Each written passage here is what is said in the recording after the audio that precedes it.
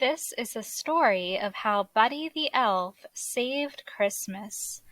It's a story that begins many years ago. One Christmas Eve, Santa Claus slid down the chimney of an orphanage with his sack full of toys. While he was eating some cookies the children had left out for him, a little baby crawled into his sack. On Christmas morning, Santa and his elves were celebrating another successful year of gift-giving when they heard a strange noise coming from the toy sack. It was a baby. One of the older elves adopted the baby and named him Buddy. Although Buddy grew twice as fast, he was no different from the other elf children, and he had more Christmas spirit than anyone. But it wasn't always easy being a human in an elf's world. Buddy could never make toys as fast as the other elves could. "I'm the worst toy maker in the world. I'm a cotton-headed ninny-muggins." "You're not a cotton-headed ninny-muggins. You're just special." Buddy did his best to fit in. But Papa Elf knew he had to tell Buddy the truth. Papa Elf told the story of how Buddy had come to the North Pole as a baby. His human father, Walter, never knew that Buddy was born. Walter lived in a magical place called New York City with his family. But that wasn't all. Santa had one more surprising thing to tell Buddy. "Your father, he's on the naughty list." "No!" "Some people just lose sight of what's important in life," Santa explained. "That doesn't mean he can't find his way again. Maybe all he needs is a little Christmas spirit." Buddy was determined to bring Christmas cheer to his father, and to all of New York City if he could. Buddy said goodbye to Santa, the elves, and Papa Elf. He knew they would always be there for him. "Bye, Buddy. Hope you find your dad." Buddy traveled through the 7 levels of the candy cane forest, past the sea of swirly, twirly gumdrops, and then he walked through the Lincoln Tunnel. Buddy quickly learned that New York City truly was a magical place. He made new friends, got his shoes shined, ran circles through a revolving door, and played hopscotch on the crosswalk. Finally, Buddy went to see his father, who worked in an office in the Empire State Building. But Buddy's dad didn't want to see him. He didn't believe that Buddy was his son or an elf, and he ordered him to leave. Buddy was beginning to understand why Walter was on the naughty list. Buddy left feeling discouraged, but then he saw something that made him smile. A big store all decked out for Christmas. Inside, a girl named Jovi was decorating a Christmas tree. Buddy was glad to meet another human who shared his appreciation for elf culture.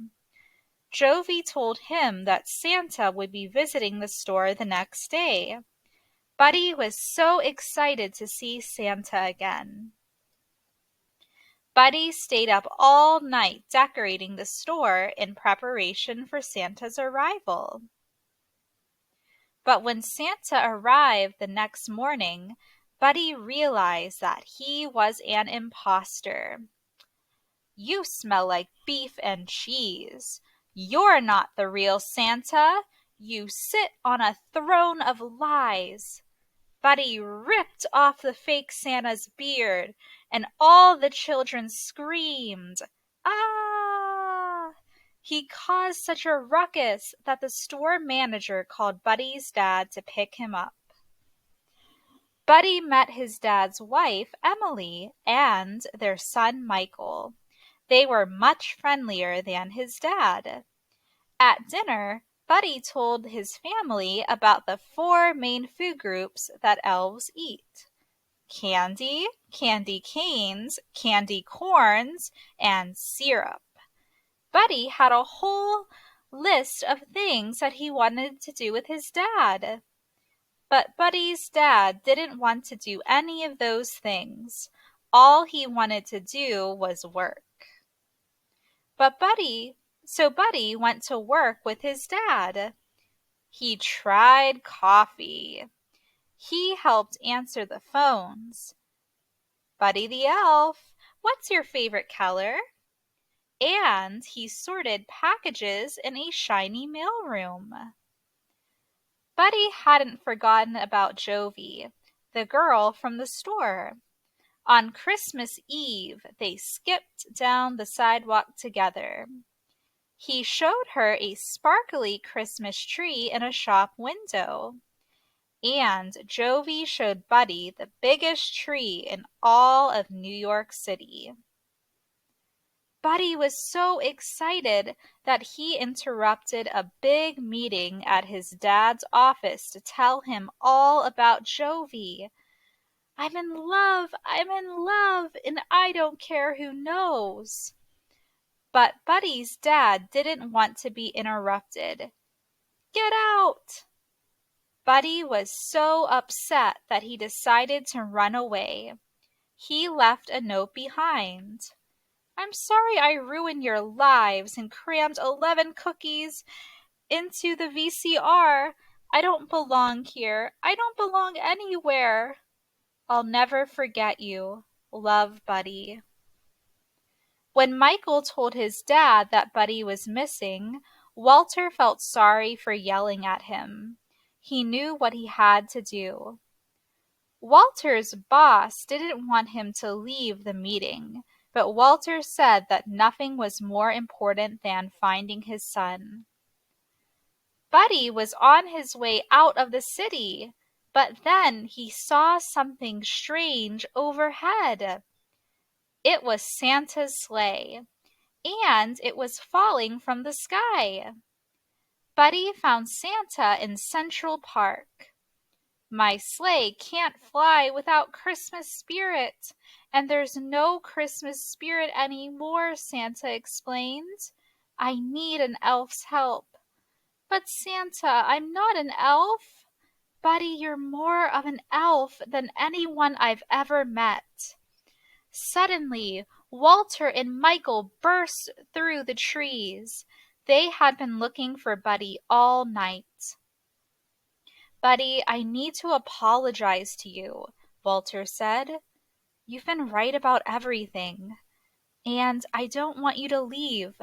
You're my son, and I love you. I love you too, Dad.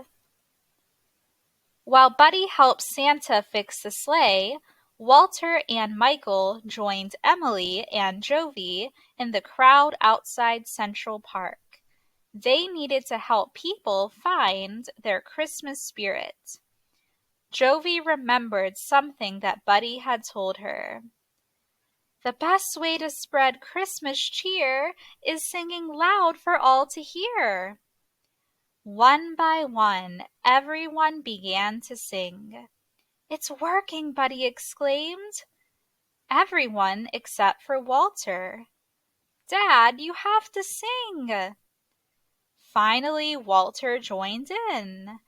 Santa Claus is coming to town.